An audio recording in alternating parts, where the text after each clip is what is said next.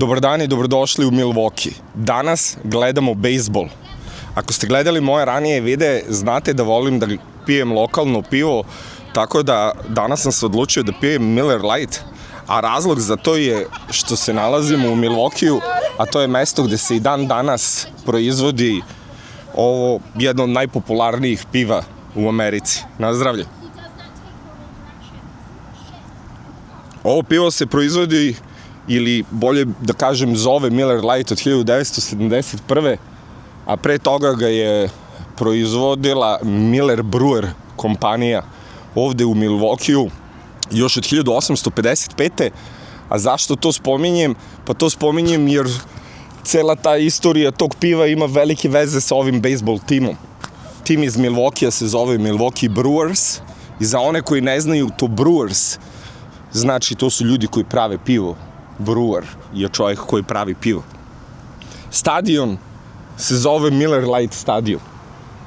Ako pročitate naziv iza mene, nadam se da možete da vidite piše American Family Field. Razlog za to je što se ovaj stadion od gradnje zvao od uvek Miller stadion i to je nekako Miller Lite naziv piva, tim se zove po ljudima koji prave pivo, Milwaukee, sve to imalo neku istoriju i svi su bili ponosni tim imenom. Ali 2021.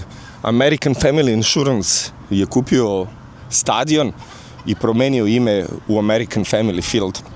Sećam se, u to vreme bile su neke demonstracije u gradu da stadion zadrži ime baš zbog te autentičnosti i zbog tog piva i naziva i svega, ali oni su ipak kupili taj stadion i platili ko zna koliko miliona dolara, tako da oni su naravno sve to odbili, ali ljudi koji žive ovde u Milwaukeeu i dalje zovu ovaj stadion Miller Lite stadion.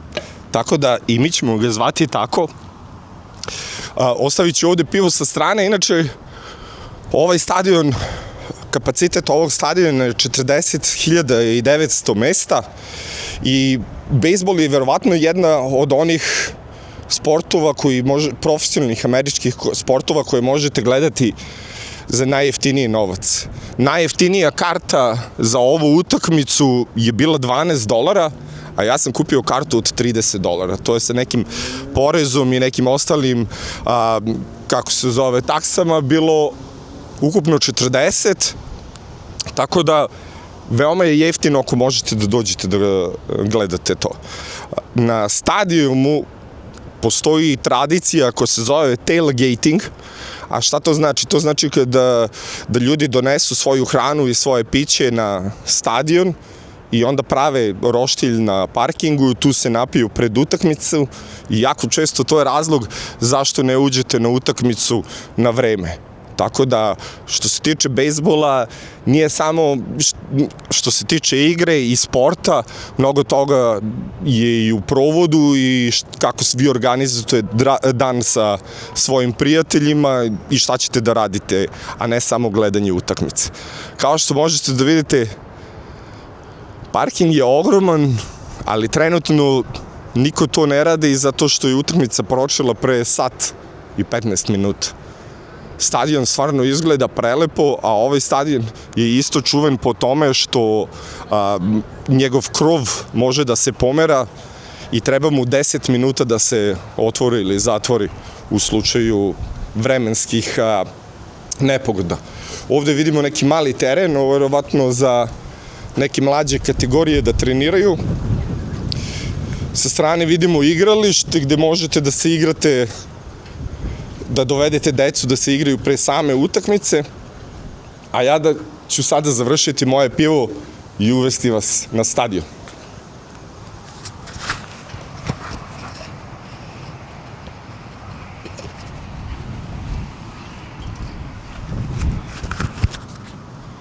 Inače, ako nekog zanima, ovaj dres sam dobio na poklon, ime Brew Crew, to znači kao Brew ekipa, od skraćenice od toga Brewersi.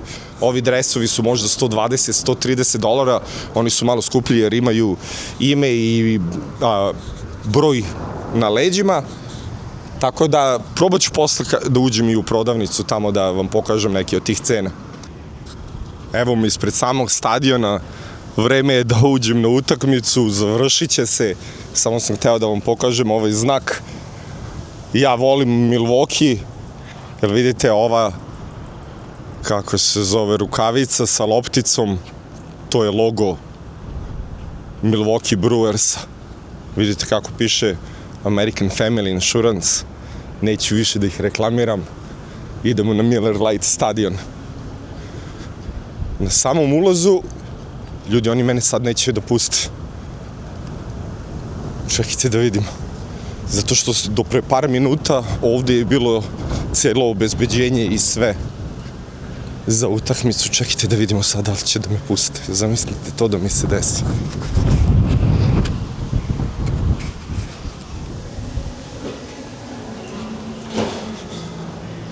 A ne, vidi, mislim da smo dobri.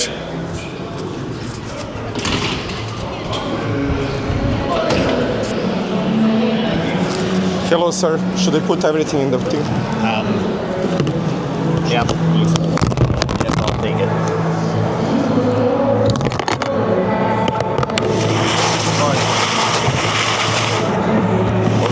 We allow selfie sticks. If it's short, it's okay. Yes, sir. What is that? This is my camera, because I have a small YouTube channel. Is it a TV too at the same time? No, it's just a recording. Thank you so much. Ušao sam na stadion, ne znam da li je kamera snimila, ali u jednom trenutku je gospodin rekao, nisam siguran da li može da ima kao držač za kameru, selfie stick, a ovaj moj nije baš običan selfie stick, da mi je rekao da ovo ne smijem da unesem, tačno bi se vratio nazad u auto i odvezao kući. Na samom ulazu u stadion vidite stvari koje mogu da vam uzmu pare, naravno. Ovde imamo frižider sa pićem, sa druge strane je mesto gde možete da kupite hranu i ovde je prodavnica sa suvenirima i dresovima.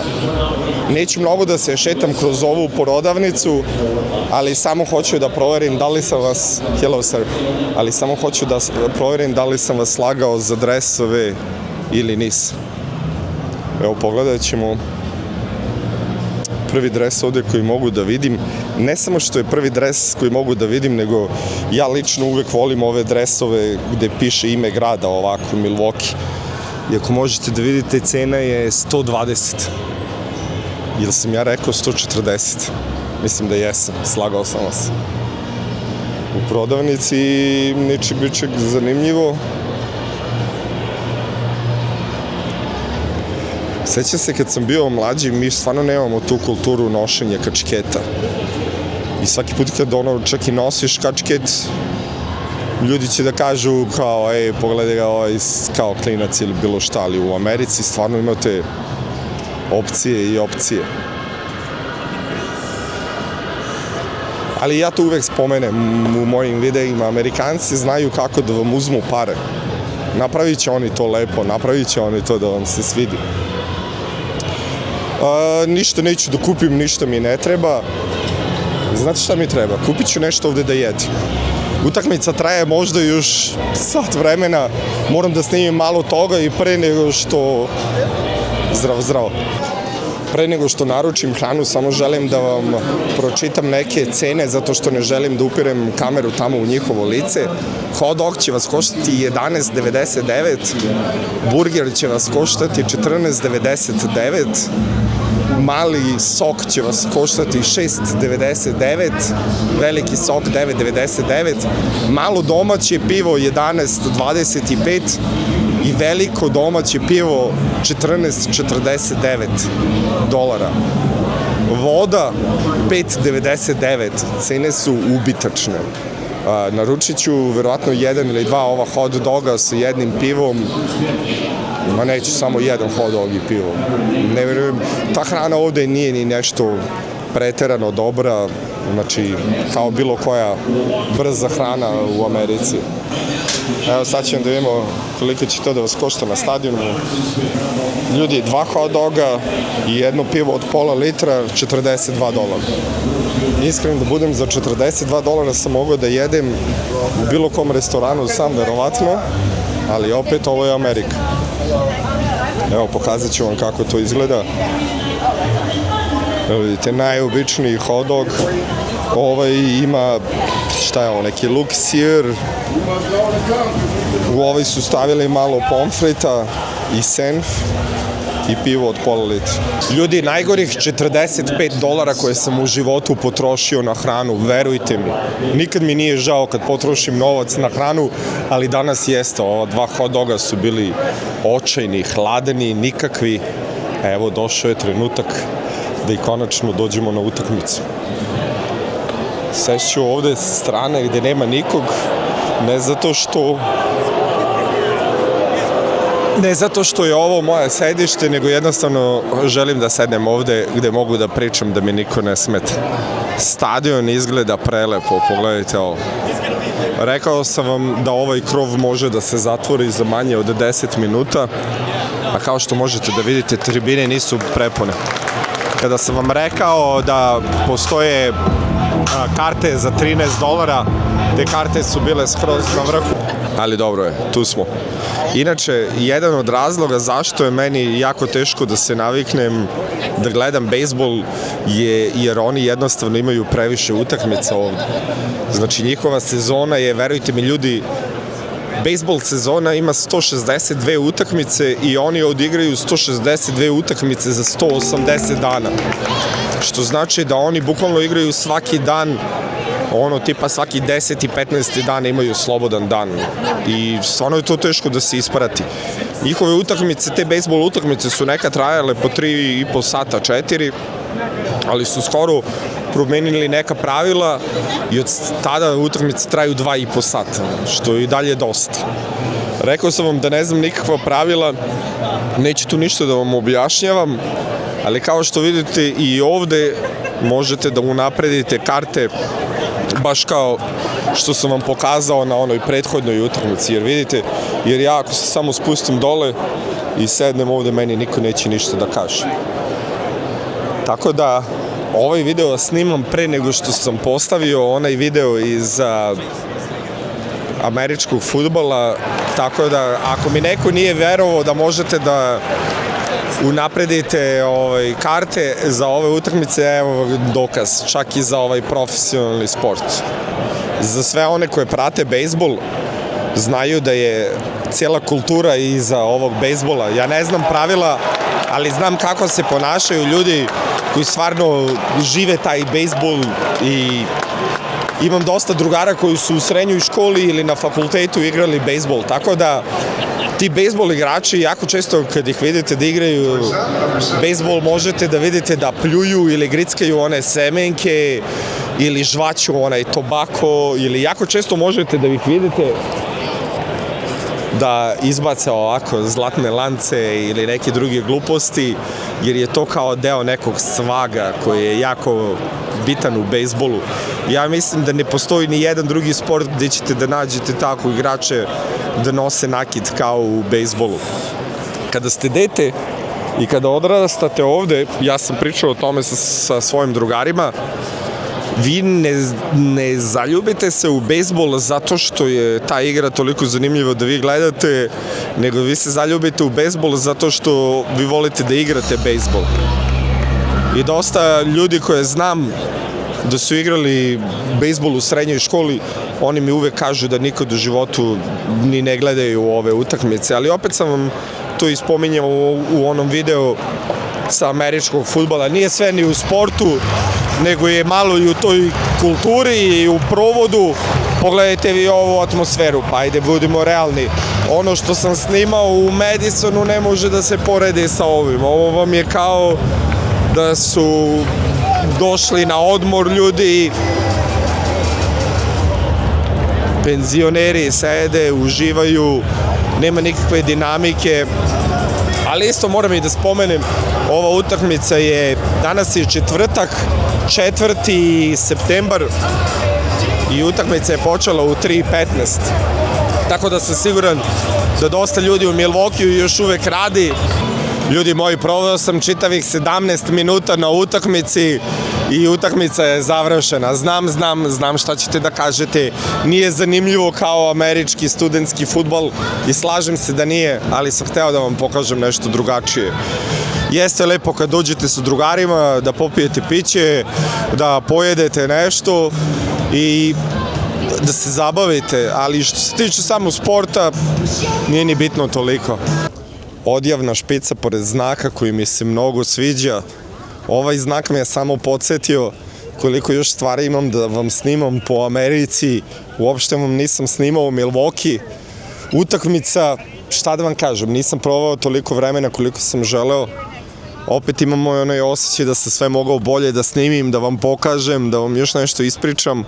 Znam da ova utakmica nije bila toliko uzbudljiva jer je igrana četvrtkom u 3 popodne, ali morao sam da vam pokažem i neku Ameriku koja izgleda malo kao pozorište, taj sport i sve. Evo ovde možete da vidite da su ljudi se vratili na onaj tailgating koji sam vam spominjao ranije. Oni će tu sad vjerojatno provesti par sati i samo sedeti i jesti i piti. Ja znam da to za nas nije nikakav doživljaj da sedimo i jedemo na parkingu, ali to je ono jednostavno što oni rade. Želeo sam samo da vam kažem da ja za 3 dana letim za Srbiju. Nisam siguran koliko ću dugo biti u Srbiji, ali neki naredni period očekujte video iz Srbije samo. Ja ću nastaviti da snimam svake nedelje u 7 popodne na mom kanalu. Možete očekivati novi video i nadam se da će vam sadržaj iz Srbije isto tako biti zanimljiv kao i sadržaj iz Amerike. Ispričat ću vam neke zanimljive priče, ne znam sa kime ću da sarađujem i šta ću da radim, ali ja verujem u budućnost, osjećam se dobro što se tiče svega ovoga, zato što ako ste gledali one moje ranije videe i ranije sam vam spominjao da što više subscribera imam, ljudi me sve više i više ozbiljnije i ozbiljnije shvataju i jednostavno je meni lakše da nađem neke ljude, da pričam sa njima i da pravim neke nove videe za vas i da, čujemo se iz Srbije. Svako dobro i doviđenja. Pozdrav iz Milwaukee-a.